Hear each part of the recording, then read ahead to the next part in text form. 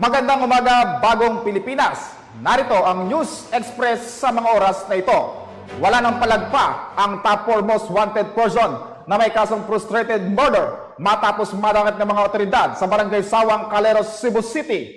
Kinilala ang akusado na si Elias Loloy, 41 anyos at residente ng nasabing lugar.